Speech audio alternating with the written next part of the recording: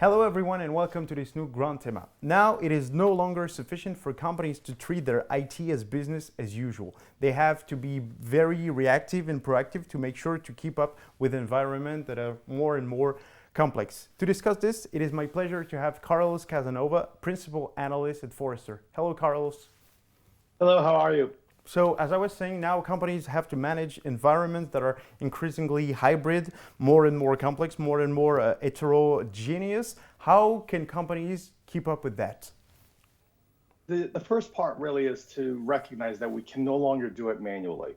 A lot of organizations have, they've staffed engineers, they've staffed personnel, they have great tools, but a lot of these tools are sort of one-off. So this person is using that one, this team is using that other one. And we've been able to keep up because the environments are a little bit more static. I knew my space, I did my job, you did yours, and we'd come together and that would be fine.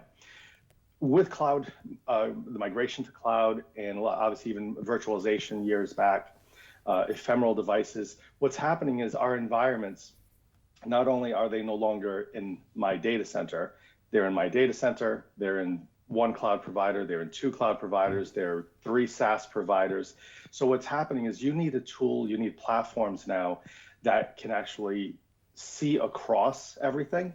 So they're able to piece and trace everything together from a user that is accessing on an Android device in Paris, a system that goes through London, attaches to the back office in the organization that's in Chicago.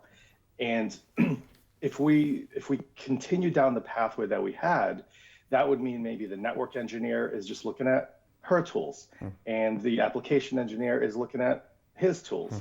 And it's just too difficult because remember, something happened and that pathway from Paris to Chicago now is going through Boston and it's no longer going through London. So we need tools now that actually can see the breadth of the IT landscape. We need them to also see the depth of these applications and really get all the way down into, even the interactions internal, because those may be from a SaaS provider or a microservice. So it's become incredibly challenging for organizations to manage this.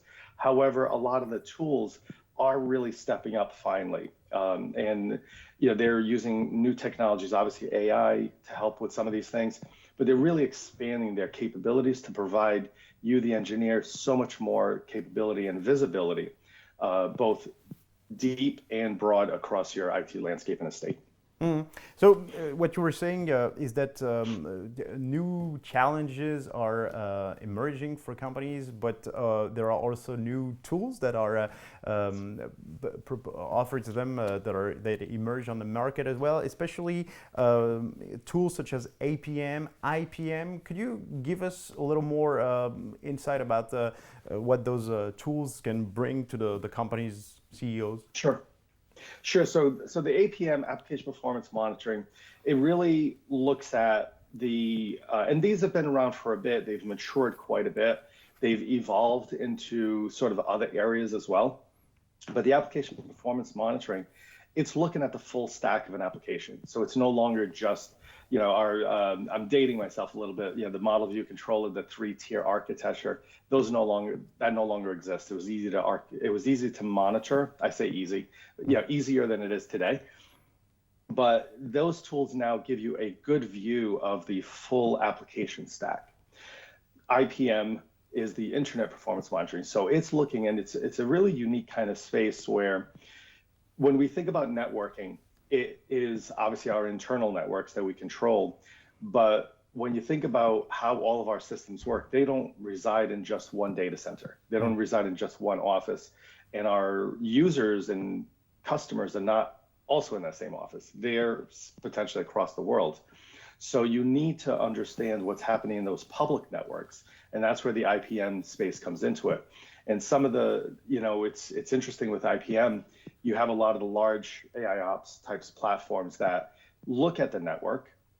And then you have a couple that look more specifically just at the public network infrastructure because it behaves differently because no one really controls it. It's just what's happening. And obviously we have a lot of bad actors out there that are trying to do harm. So that main connector between Europe and the US, if anyone plays with that, it's not just your application or my application or someone else's application, it's all of our applications potentially. Or if I have an application that is breached, it potentially causes problem to yours. So APM and IPM play important roles in there, and they're important components in that bigger picture of AI ops, which is AI for IT operations.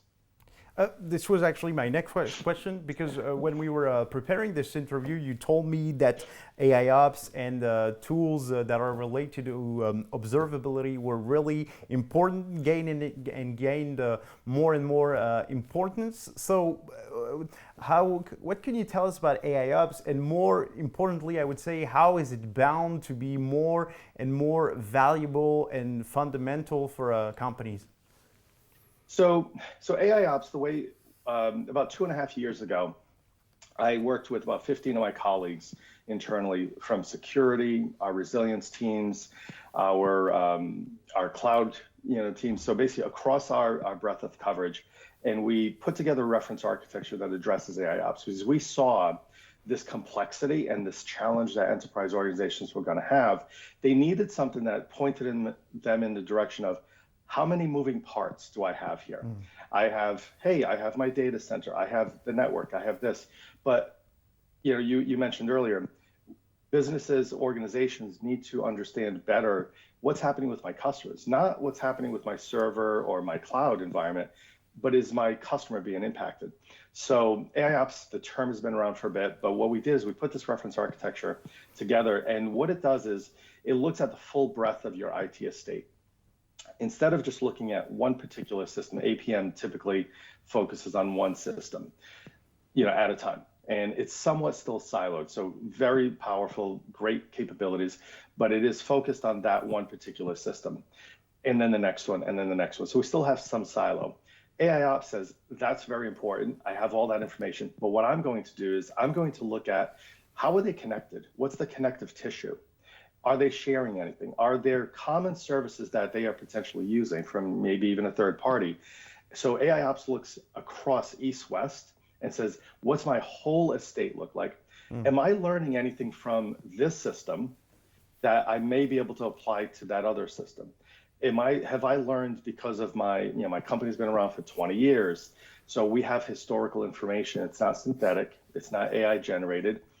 It's our data, right? So we should trust it. And I know historically, when I have a problem with system A, historically, 5 times in our past, system B has always had an issue. And there's a disconnect there. So AI ops says, I'm not going to look at just your system. I'm going to look at it across, and I'm going to use predictive AI. I'm going to use causal AI. I'm going to use generative AI. And we're moving into an agentic AI so that it understands, I can see this pattern happening, and I know that these other systems may also be impacted. So AI ops takes that step back and says, I recognize all these individual pieces, but I'm going to go further. I'm going to look over the horizon and see what else is happening around my estate. And I'm then going to call you, Robin, and say, hey, Robin, something might be happening over in Paris, or it's happening in Lisbon. And you know what? I'm not sure it's going to really impact you, but I'm going to give you early warning. So be on the lookout, and I'll be back to you in a couple of hours to let you know, no, you know what? It's not going towards Paris. It's actually turned to Brussels. So that's kind of where AI ops really does a bigger picture and really brings all those silos back together into one area of visibility with the enrichment of your historical data. So you were mentioning all the promises, all the potential of AI. This is, as we know it, we hear about it a lot. This is a technology that is just at its very beginning. For the particular case of IT service performance, it, as you were saying, also has a lot to offer. But the problem for some companies is that they can be still very ambivalent about AI, because it's for them, for CEOs, for CIOs, CIOs, it represents a whole world of promises, but it also brings a lot of fantasies, not always good fantasies, and fears, don't you think? Yeah. Oh, it absolutely does. And I get that. And obviously, any good leader has to weigh the pluses and minuses, the risks and rewards that come with it. One of the things I always like to say is, AI is not artificial and it's not intelligent. It's just math, because when you look at the basis of most AI and the algorithms under the covers, Bayesian analysis, linear regression, k-means, forest, it doesn't matter what it is. Those are not new. They've been around for decades. Carlos Casanova being born, okay? They've been around for a long time. So the math works. We've proven the math. Stock markets, insurance markets, all of those statistical models have been used in the past. What we're able to do now with AI and ML is we can do this at scale. Instead of saying, Robin, figure out the two best models or the two best predictions, and please come back in January, 3 months later, 5 months later. We can do that and say, like, hold on, let me put it into this machine, and I'm going to get 20 variations, and I'm going to be able to then tweak a couple of little variables. I'm going to be able to do it again and kind of get an output and say, this is what it looks like. So now these platforms, the AI across the IT landscape, is able to do this in real time. It has processed all of your historical data. It's constantly looking at your real-time data. And in real time, it's saying, this pattern that is developing, I've seen this before 17 times. Let me bring this to Bob's attention to say, Bob, we've seen this before. And AI Ops, these platforms, what it does is it then says, historically, we've had 17 incidents when this pattern develops. And we can even predict, based on our history, it takes about 3 hours from this point in time of this pattern to actually cause outages. So the AI component, if you don't go crazy with it, and you allow the AI to even drive some automation, remember, you can use the AI and the automation to say, I'm just going to use it to process all of that manual data collection, data processing for me. And then I'm still going to use my experience, my 15 years, 20 years of experience to then make a decision. Or, hey, this is a very simple thing. I'm comfortable after I see it happen 5, 6, 7 times to say, you know what, our AI engine identified this router flapping. It said, I've seen this before. I know what the fix is. Let me present it to Robin. Present it to Robin. Present it to Robin. After 7 or 8 times, you're like, it's what I would do. I'm going to now allow that AI and the automation do the full auto remediation. And so, for example, there are, I spoke to a financial services organization not too long ago. They've eliminated nearly 90% of their manual triage with this AI and automation. Again, they're not necessarily executing the remediation, but the triage they're comfortable with, it routes to level 2. Another organization, a telecommunications out of Europe, they eliminated, because now the information is all collected, they eliminated over 75% of their monitoring and engineering tools around this space.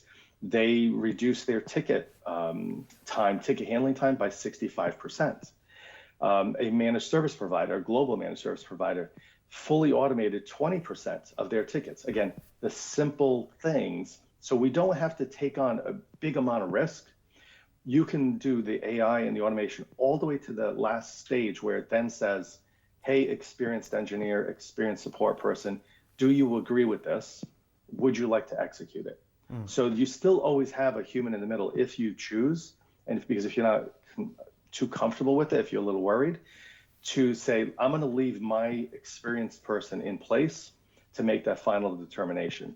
So why not, frankly, use it? If you're a little crazier, yes, maybe you venture into like, I'm just going to turn it over, and I normally would not advise that, but but it's I guess the point being, yes, there is a concern. Most of that concern is from a lack of understanding of what is possible and the governance and control mechanisms you can leave in place to give you that confidence and build that trust in these systems. And frankly, it all comes back to trust. Do you trust it? If it's not transparent, you're not going to trust it, and I don't blame you.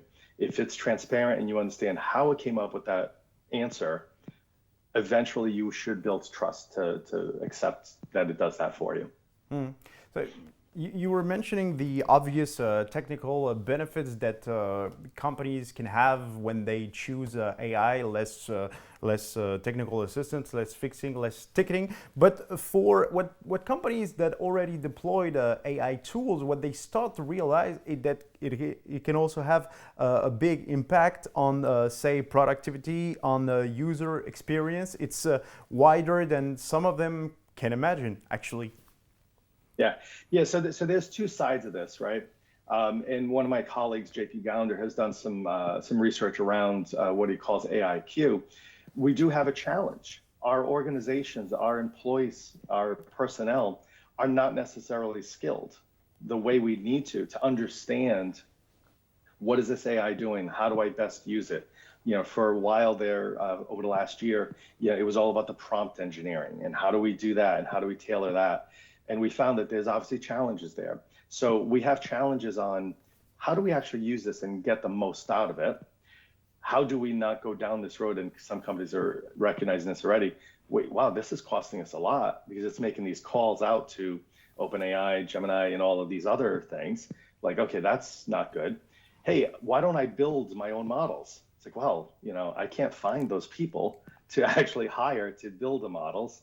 So there's, like every other tool, it comes back to, do you have the people skilled to do it the way you need to? And it's starting to flush out where we're identifying, the large language models that maybe are across industry, they're not specific to you, and then you're building your own small models or industry specific models. So we're still in a state of flux, frankly, and our challenge, like a lot of these new technologies, where do we find people that have experience? And we have to adapt those, and not all of them are able to kind of get their mind wrapped around this new way of looking at things. Well, thank you very much, Carlos. This is about all the questions I wanted to ask you. Thank you very much for all the answers that you gave us, all the insight that you gave us about the years that just flew by, and Yes, a little bit of your crystal ball about what companies can expect for the years to come. Thank you very much. Thank you so much for having me. As for me, I will be glad to see you next in a new Grand Thema video. Have a good day.